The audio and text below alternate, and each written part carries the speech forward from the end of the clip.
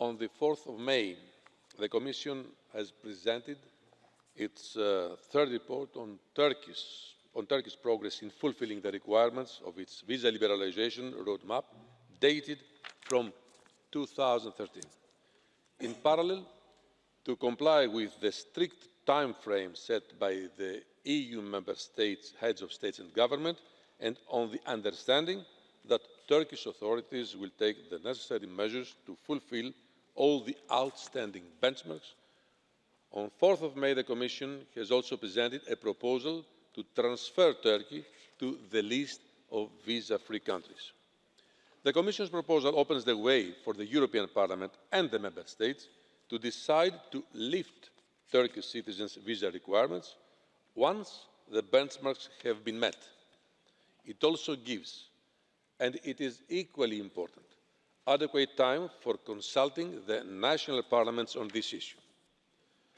Let me underline that in the last months, the Turkish authorities have made really substantial progress in fulfilling the Visa Liberalisation Roadmap, with a further acceleration since the 18th of March EU-Turkey summit.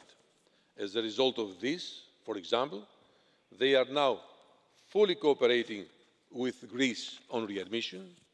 We see a clear reduction of the number of irregular arrivals to Greece from 6,000 a day in October 2015 to around 140 in April, with a continuing downward trend.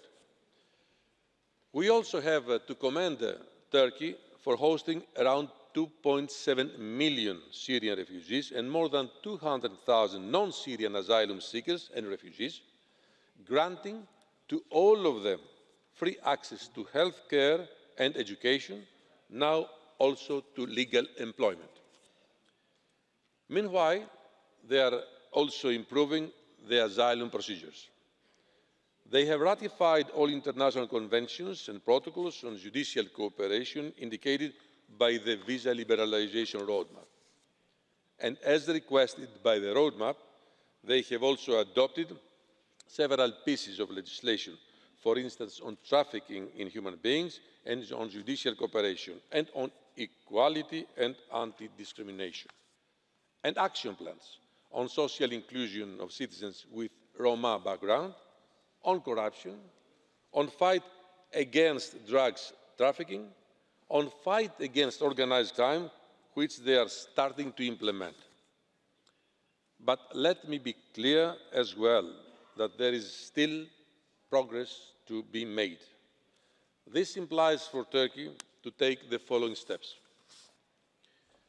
to adopt measures to fight against corruption in line with the recommendations of the Council of Europe, to align its legislation on personal data protection with the EU standards, to conclude an operational cooperation agreement with Europol, to offer effective judicial cooperation in criminal matters to all Member States, and last but not least, they need to better align with the European standards its legislation and practices on terrorism. In the EU-Turkey statement of the 18th of March, Turkish authorities have expressed their determination to fulfil all benchmarks of the Visa Liberalisation Roadmap by June. I am confident they remain committed to implement all the aspects of that statement. In any case, the Commission will continue to monitor closely the fulfilling of these benchmarks, and naturally, I and my services will ensure you are regularly updated. We have to remain optimistic that the Turkish authorities will give that final push before the end of June. I want to be clear. This agreement is beneficial for both sides. We are not watering down our standards in order to provide visa-free, but we are doing everything we can to provide support and expertise to the Turkish authorities to accelerate what are also quite important reforms in their own right. What is also important in their path towards the European Union. The implementation of these reforms will not only contribute to the internal welfare of Turkey, but also will help the EU and Turkey to develop effective cooperation in the framework of the global strategy that we are building with this key neighbour. We are confronted with the same challenges. Cooperation is necessary. I will give you an example. Only yesterday, Turkey was hit by another terrorist attack. I take this opportunity to express my thoughts for those injured and my indignation. Terrorism must be condemned in every form and everywhere. And we know how much sensitive the issue of terrorism is for Turkey. But this proves how beneficial the close cooperation with Europol is for both sides. For this to be achieved, Turkey needs to further align its data protection standards to the European ones.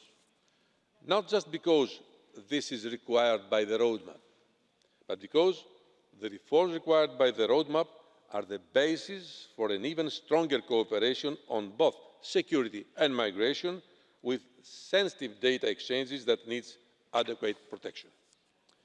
It is true that Turkey is considering this cooperation as a catalyst, I would say, to re-energise our relations as well as its European perspective. Indeed, it is an opportunity for Turkey to come closer to the European standards on all issues. The fulfilment of the Visa Liberalisation Roadmap is an important step towards this direction. Now, I would like to shortly mention another element of the package adopted on 4 March. The Commission also proposed to revise the existing suspension mechanism of the visa-free regime. I want to be very clear on this. The suspension mechanism is not about Turkey. It is a horizontal provision which will apply to all visa-free countries and not only Turkey. I hope that the co-legislators will look favourably at this proposal, although it should not delay the deliberations and the adoption of the visa liberalisation proposal. Thank you very much for your attention.